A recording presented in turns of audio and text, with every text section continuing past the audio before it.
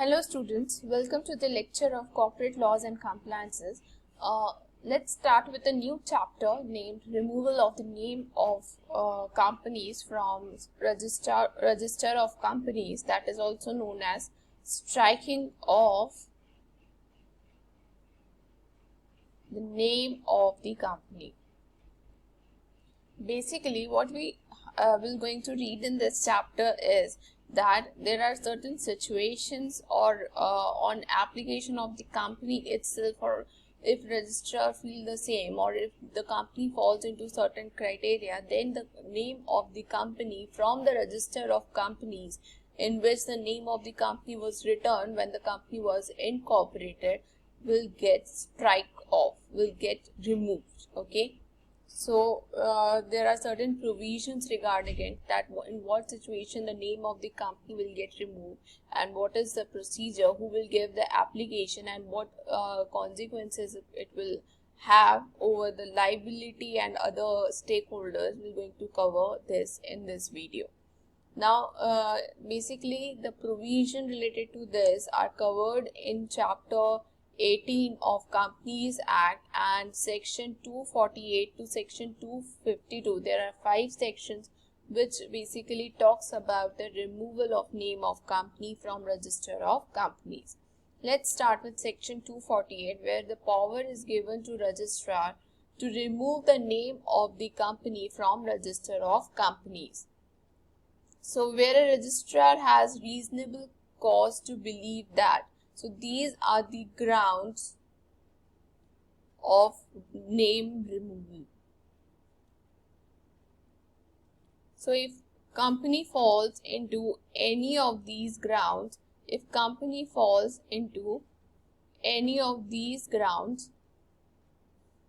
then the company name of the company will get removed from the register of companies. Okay. On this ground, the registrar basically may give the order to remove the name of the company. First is,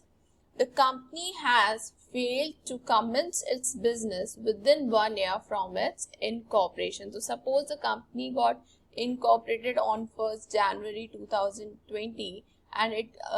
fails to commence its business up to 31st December 2020, that is for a period of 1 year from the date of its commencement of its business, then the ROC may give the order to strike off the name of the company. Point B was omitted, so we don't have to study. Then point C, it says if a company is not carrying on any business or operation for a period of 2 years immediately preceding the financial year, and has not made an application to obtain the status of dormant company under section 455. So basically, suppose this current financial year is obviously 2021. So immediately preceding financial year, that is 1920 and 1890. So the company is not commencing business for these 2 years, for the period of 2 years preceding the current financial year, and the company has not made, the second condition is that company has not filed an application to obtain the status of dormant company under section 455, because if the company is not doing a business, it can have the option to obtain a status of dormant company, which is an inactive company, by which a company is not required to comply with any much of the provisions of the Companies Act, and still the company will be holding its name and its existence in the market, and whenever it wants to resume the business, it can again get the status of an active company. Okay, so if the company has not filed such an application, plus the company is not carrying any business or operation for a period of 2 immediately preceding financial year, then the such name of such company can be removed from register of companies. Then the subscriber to the memorandum which are there, they have not paid the subscription money that they had undertaken that to pay at the time of incorporation, and a declaration to that effect is not filed within 180 days of its incorporation. So remember, we had studied section 10A, where the basically within 180 days from the date of incorporation, a declaration need to be filed, and also we need to make a declaration in respect of that the subscriber of the memorandum had paid the subscription money they had undertaken for. So if they have not filed the subscription money and they had not make a declaration within 180 days from the date of incorporation, then their name can be removed. Okay. Now the company is not carrying on a business or operation as revealed of the physical verification carried out under subsection 9 of section 12. So basically in section 12 subsection 9 we were talking about physical verification of the registered office or the principal place of business. So basically on doing so, it has come to know that company is not carrying any business or operation. So in such a scenario, basically the action can be taken against the company, okay, and the name of the company can be removed. And the next it says that if these grounds are satisfied, any of these grounds is satisfied, then he, that is ROC, shall send a notice to the company and all the directors of the company about the intention to remove the name of the company from register of companies, and requesting them to send their representation along with the copies of relevant document within a period of 30 days from the date of such notice. So basically it says the intention will be mentioned, ROC will mention its intention to remove the name of the company, and this intention will be sent to the company and to all the directors of the company, and they are requested to give their representation, to give their side of the opinion, that is opportunity of being heard, and also they need to obtain certain relevant document that is maybe required to prove this ground wrong, and this representation along with the document need to be submitted within 30 days from the date of the notice on which the ROC has given the notice to the company and to the director regarding the removal of the name of the company. Now, filing, second point is the filing of application to registrar by the company for the name removal. So basically it says a company after,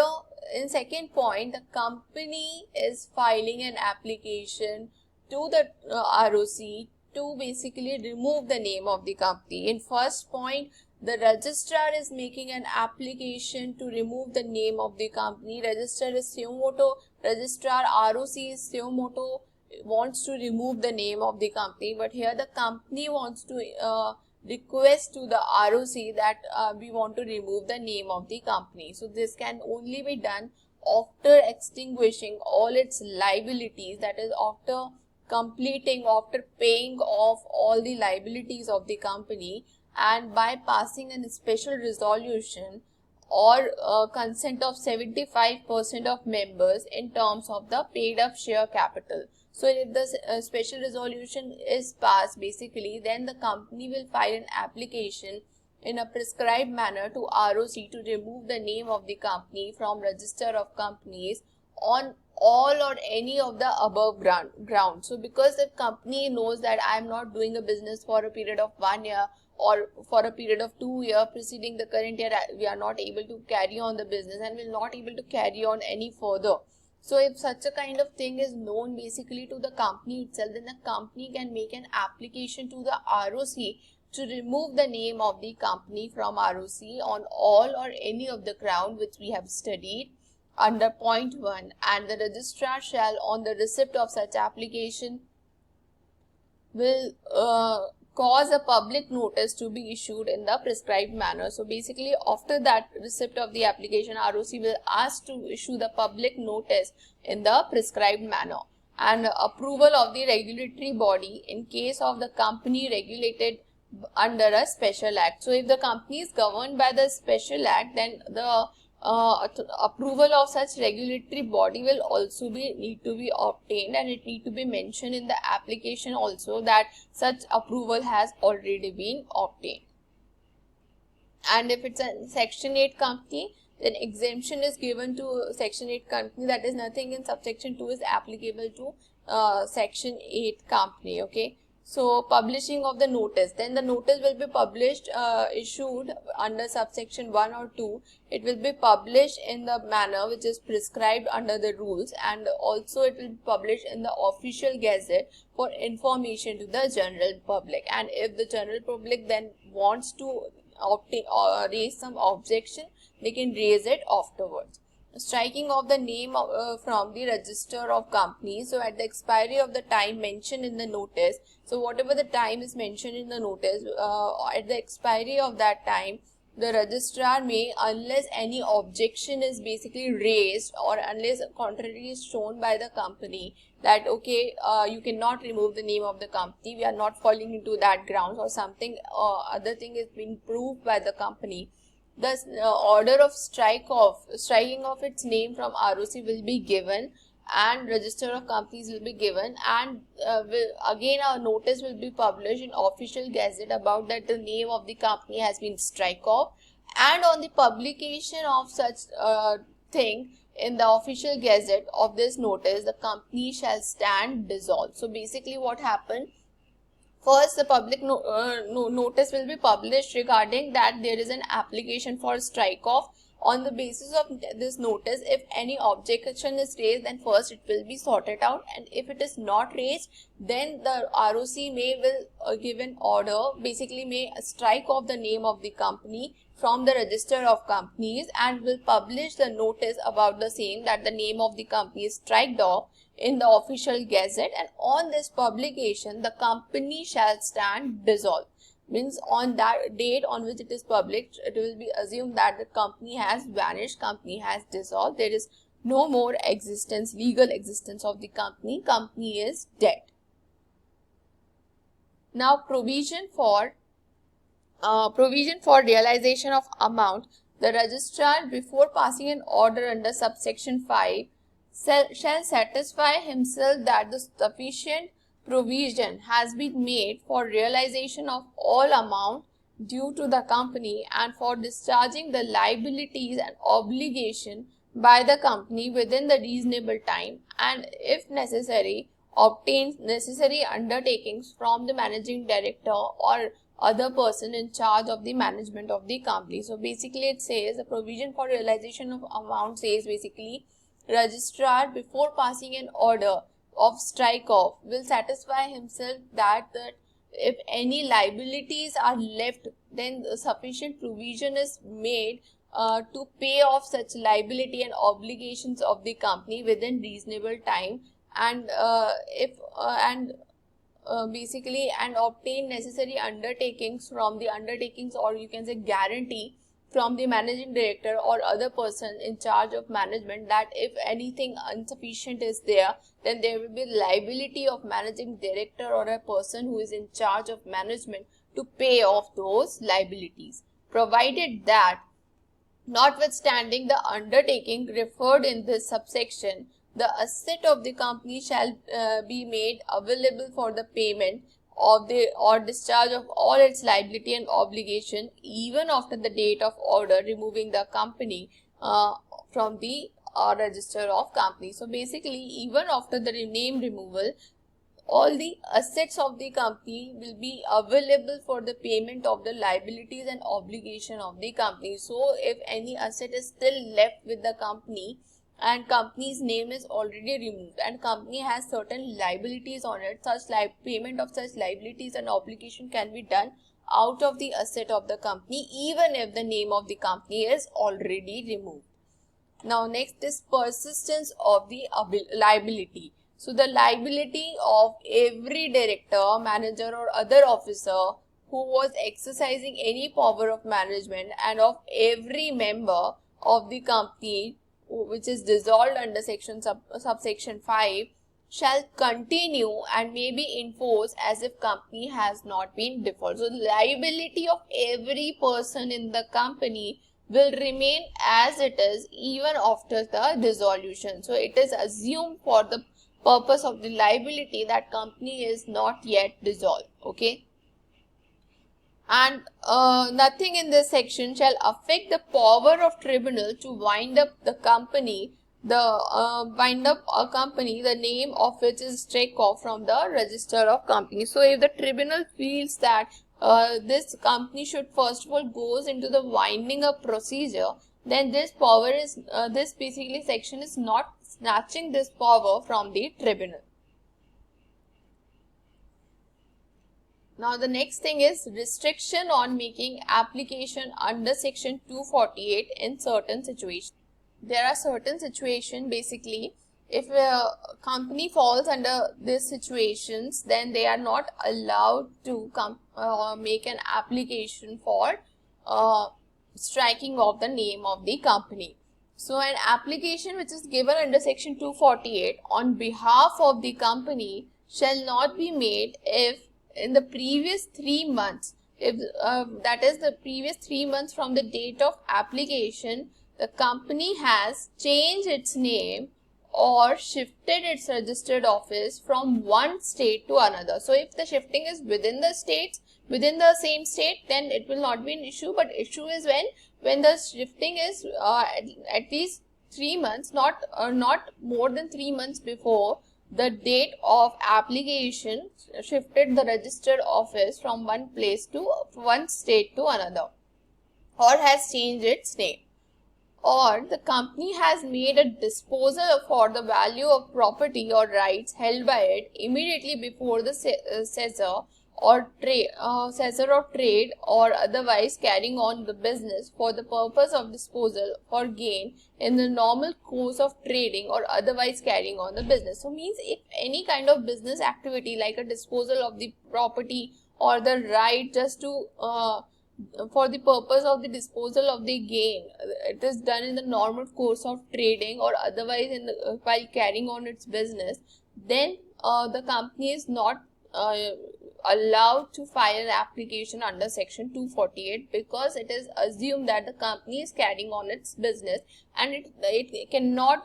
just shut down like this, okay. And the company has engaged in any other activity except which one is necessary or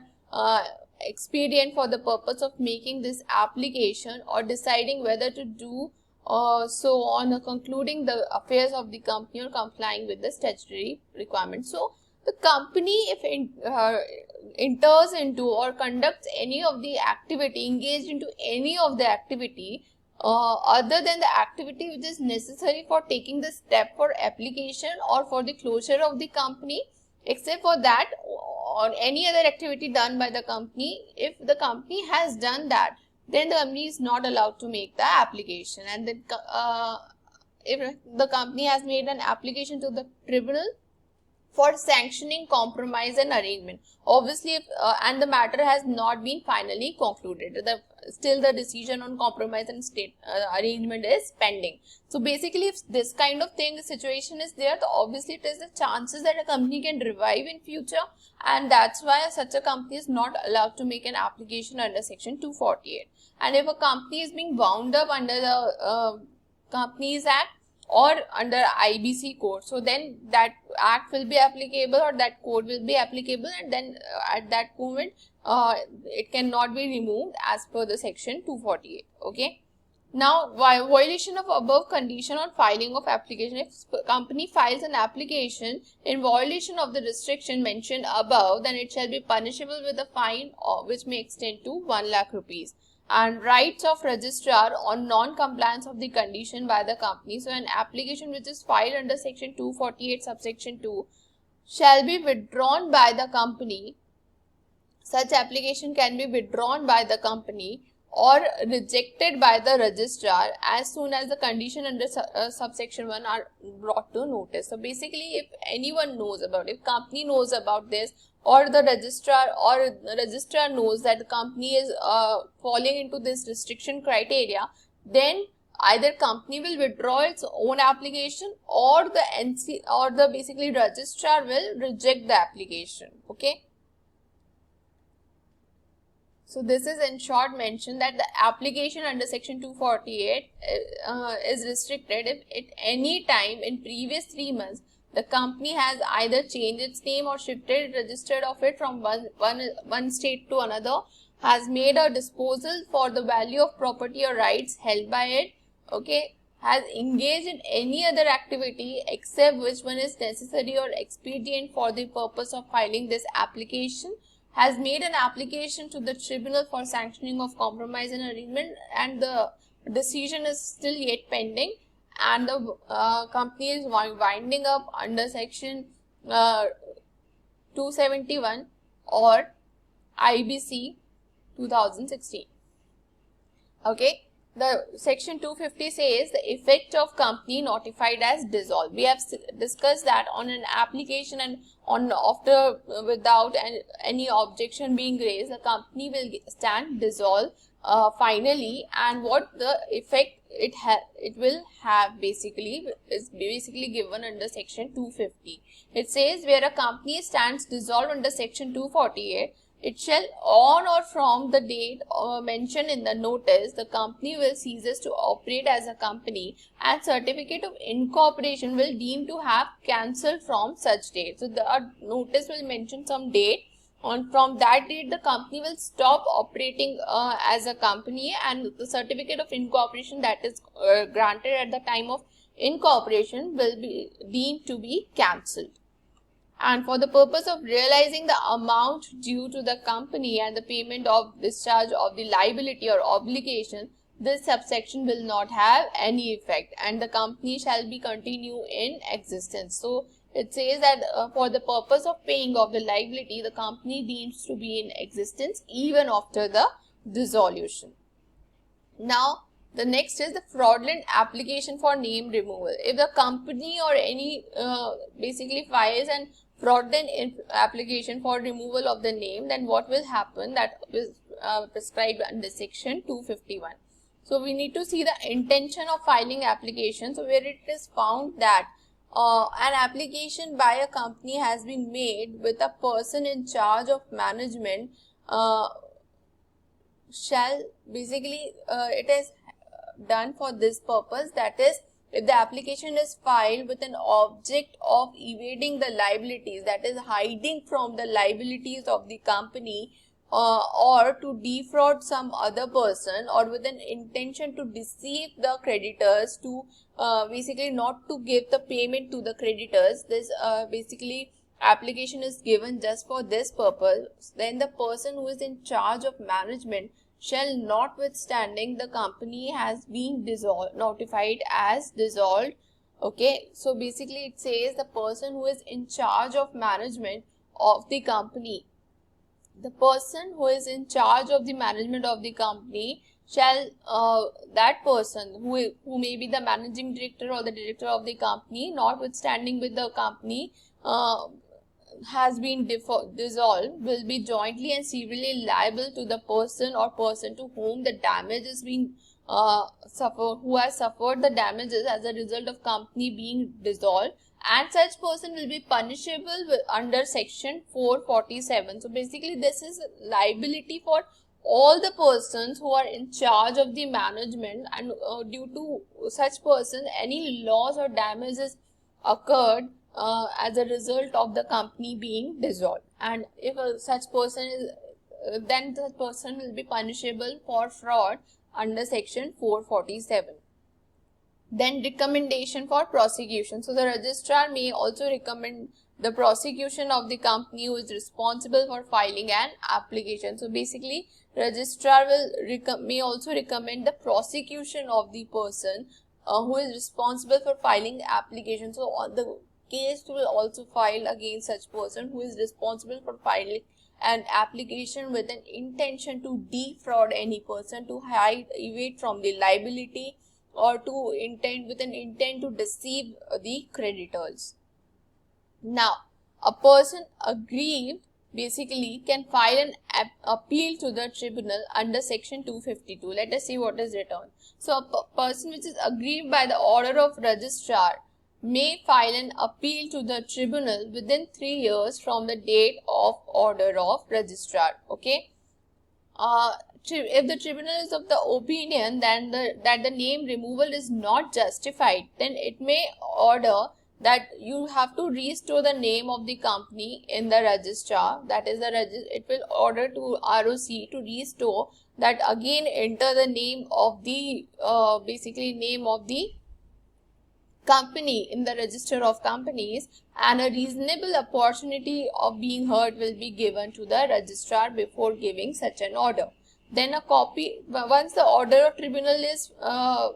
come, then the copy of such tribunal need to be filed with the registrar within 30 days from the date of order, and registrar shall cause the name of the company to be restored in that case, and the company workman, member or creditor or workman aggrieved whose by the strike off of the name of the company from the registrar, the tribunal on application of them, so they can make an application to the tribunal, and on their application again the tribunal may order the name of the company to be restored and may give such direction as it thinks fit, which is proper to be just, that is required to make everything in the same position, and all the position of this members, creditors and workmen will be as it was before the strike off of the name of the company. So suppose a member is holding 10 shares in the company, so before striking off, after striking off he will be holding 10 shares in the company only. Okay, his position will not be changed.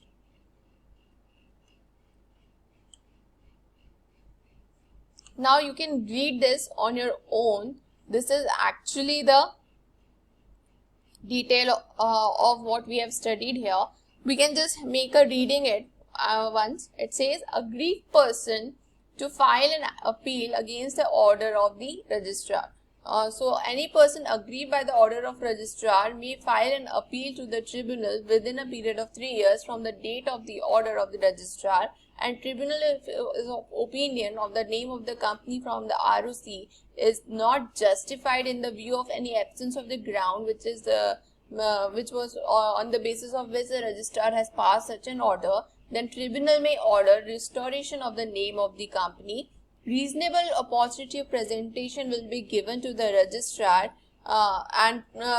reasonable opportunity of being heard will be given to registrar, company and all the persons concerned. Okay, and the restoration of the name of the company will be done if the registrar is satisfied. Okay, and within a period of 3 years from the date of passing of order of dissolving, they may file an application before tribunal before seeking restoration of the name of the company. Then the order of tribunal need to be filed with the registrar within 30 days from the date of order. Registrar will again restore the name of the company and will issue a fresh certificate of incorporation. And order of tribunal as it may deem fit. So if a company or any member or creditor or a workman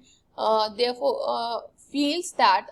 feels by that the name of the company is strike off, they are not happy with that decision of a register of companies, they can file an application to the tribunal. It can be filed by the company or member or creditor or workman before the expiry of 20 years. So the time period that we have during this is 20 years. Within 20 years from the date on which the name or the company stand dissolved or the name has been strike off, the company, basically these people can make the application to the tribunal. Okay,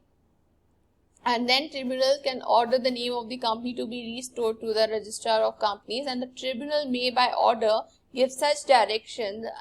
that